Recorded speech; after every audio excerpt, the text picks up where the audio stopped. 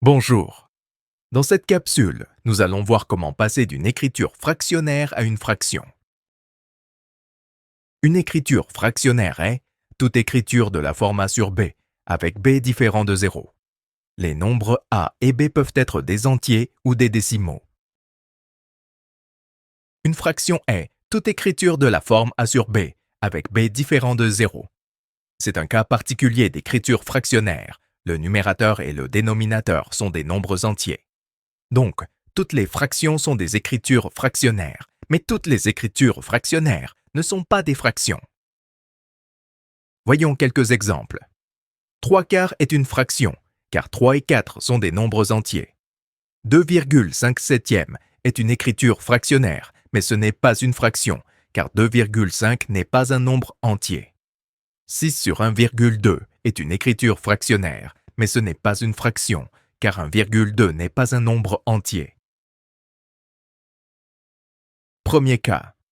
Si le numérateur et le dénominateur sont déjà des nombres entiers, l'écriture fractionnaire est déjà une fraction.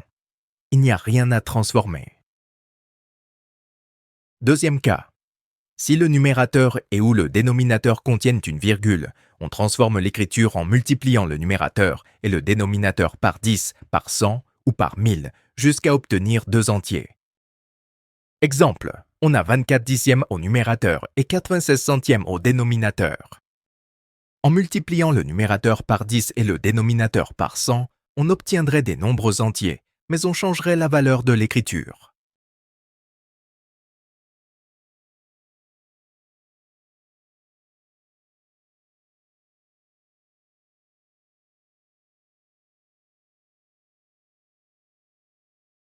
Pour que cela marche, il faut multiplier le numérateur et le dénominateur par un même nombre non nul.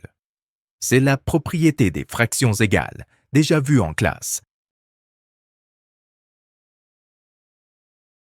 À toi de jouer. Mets la vidéo sur pause et transforme cette écriture fractionnaire en fraction. 0,4, c'est 0 unité et 4 dixièmes. Pour le transformer en nombre entier, il faut le multiplier par 10. 6,91, c'est 6 unités et 91 centièmes. Pour le transformer en nombre entier, il faut le multiplier par 100. Pour transformer l'écriture fractionnaire en fraction, il faut multiplier le numérateur et le dénominateur par un même nombre non nul. C'est la propriété des fractions égales. On va donc choisir de multiplier par le plus grand nombre, c'est-à-dire 100. On obtient la fraction 40 sur 691.